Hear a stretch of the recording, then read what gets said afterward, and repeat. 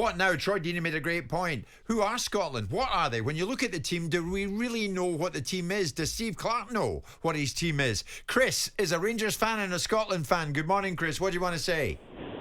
Morning, Jim. Good morning. Yeah, I think I kind of agree with Troy and Simon, actually. I think that we've got to be realistic, Jim. We can't go out and sign players that's international, although granted we like to sign English players to just represent us, which obviously we've got Shea Adams up front, we've got Lyndon Dykes, we've got Cooper. Yeah. I think that the point is that we've got a good team in certain areas. So the midfield, we've got Gilmour, McGinn, McTominay, fullbacks Robertson, Tierney, Hickey. That's our strengths. That's where we're strong. Unfortunately, in defence and up front, we just don't have the players. We've got to be realistic. Listen, we've made the Euros again. It's progress. That's all we can ask. Fair enough. Make progress. Fair enough. Make progress. Can we go in? Can we maybe get a win this time? If we get through the group, great. But it's just about keep making progress. Now, don't get me wrong, I'm not Clark's biggest fan, but you can't deny he's made progress. And what Simon said is true. We've played some good teams, so I don't really take much substance for the 7 games. Here's Troy. What do you think about it, Troy? I agree. I think, Chris, the worry for me is in both boxes is what you're talking about there, right? So defensively, he's not great, and in up front, he's not great. Yeah. How do you win games? Yeah. By keeping a clean sheet and scoring goals, right? So that I agree with you. I think that the way your players are and the players you've just named are really exceptional football players. But the ones around them now have to caveat whether that be, are they the hard workers? Are they the ones who stick their foot in more? Are they the reliable ones to allow these people to give you the best opportunity? At this moment in time, I don't really see that. I don't know what you think.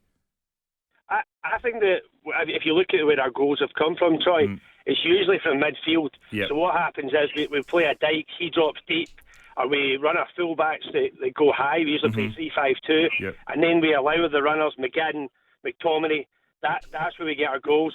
Is it ideal? Probably not. But that's really the substance of our team and how we play. And I think what Clarke does really well, I think he uses what we have to his maximum. Okay, Chris, great call. Thank you for that. Not many others are optimistic, as Chris maybe is. Ewan's a big Celtic fan, Scotland fan. All we want as Scotland fans is to avoid embarrassment. Anything else is a bonus. You English could dominate for years if you could just enjoy yourselves for once, says Ewan. Paul's a Dundee United fan. Paul, probably a Scotland fan as well. What do you think of Scotland? Where are they with Germany just around the corner, Paul? Well, I've got absolutely no love for friendly games, and just a waste of time. Right. But I think Scotland have got a chance of getting embarrassed in Germany. They're too weak, but the friendly games don't show it. The competitive games have shown that we can actually be a team. I still think we're going to beat Germany on the first game, but I still think we'll go out the group stage. But why do you think they'll get embarrassed? I mean, that's strong. I mean, you think they'll be humiliated? No, I don't think they'll get humiliated, but Hungary are a good team. Switzerland have always been decent. Germany, well, they've just had 2 great friendly games, but does that mean anything at all? I don't know. But my call was about the home nations and all that sort of stuff. I mean, last night was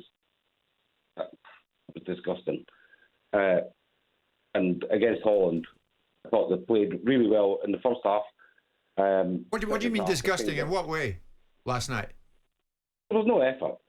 No effort at all. But that's friendlies. So I'm not interested in friendlies. I'm interested in going to Germany and seeing the team doing well. I still think we'll beat Germany. But my call was about the home nations.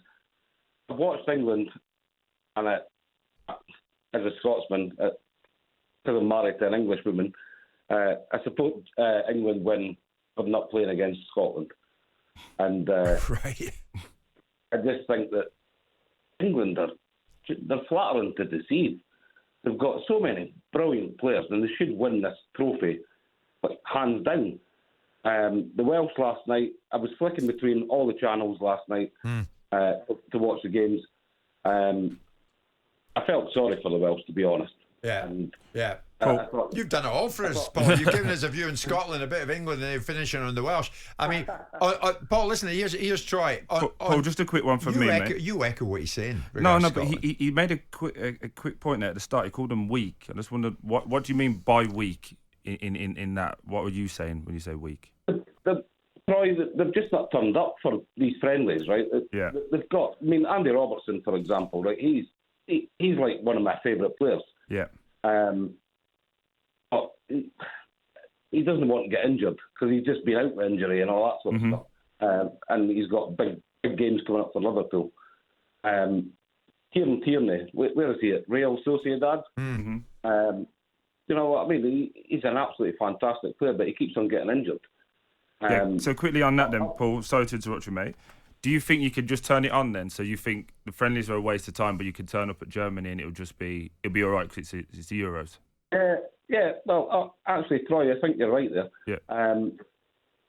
I just think that this is potentially our time to get out of a group stage, right? Because we've never done it.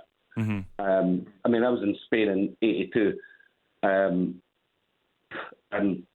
New Zealand, and then the calamity against Russia, or CCCP, whatever they were called at that time, when two defenders collided. Bounced off each other, yeah.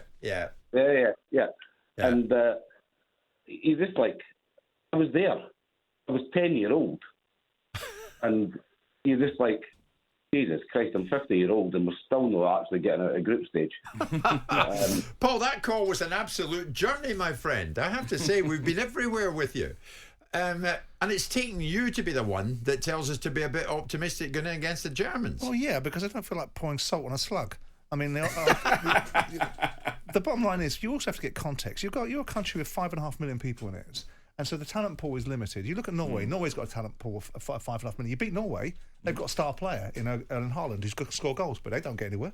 So the bottom line is you've got to give credit where credit's due. Scotland have qualified. And I think the caller before last, which is building, you are now qualifying on a regular basis for tournaments.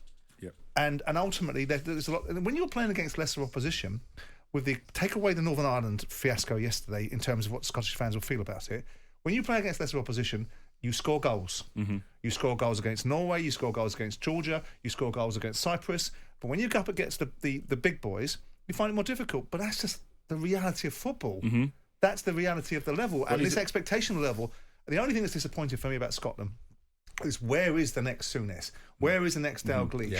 Where is the next Hansen? There's some good Scottish players, but where are these world beaters that once upon a time were thrown out from Scotland? But where's the follow-on? So we keep getting into Scotland, keep getting into the Euros, into the big tournaments, but you keep going home. So at what point do we expect there to be a change, or do we not? But is there a realism behind that? Because once you land, okay, Greece once upon a time, yes, right? Yeah. But that was a moment in time, and it's never probably going to be repeated again, right? But most of the time, once you get into the business end of a tournament, you're in with 16 teams. I know the World Cup's going to 48 teams, so it'll become more of an opportunity. But when you go in with a tournament with 16 or 32 teams of the biggest nations in the world, and you've got a nation like Scotland with 5 million population, I get that point. you're going to struggle. And every now and again, you throw out an Iceland with 400,000 people in their country, and they beat England. They're kind of there in places, Troy. John McGinn, Kieran Tierney, Andy Robertson, Scott McTominay. We could do with Joe Jordan up front, or someone a.k.a. Joe Jordan, but we don't. And putting the ball in the back of the net's a problem. Of course it is, and that's what wins you games, and that's normally why the striker gets paid the money that the strikers get paid, because that's their job within it. But like I say, I just, probably to your point, Simon, where's the next bit? Where's the young lads coming through? But you've also got to look at it. But they are coming through, aren't they? Billy Gilmore's coming through. He's a younger player. You're seeing Kieran Tierney about 3 or 4 years ago was a younger player. But some of these strikers have got to do better. I mean, a lot of noise was made about Shea Adams. A lot of noise. Well, where are you? And what's your goal scoring record like? Lyndon Dykes scored 5 or 6 games ago against I think against the Cypriots. Sure. But notwithstanding that, they've got to do better. Yeah. It's on them. If you're getting yourself in a position where chances are being created and you're looking around and the only people scoring goals are McGinn and McTominay, you want to have a good look at yourselves up top. Absolutely. Jim White and Simon Jordan. Monday to Friday mornings from 10 on AM, on DAB, via the talkSPORT app and on your smart speaker. talkSPORT.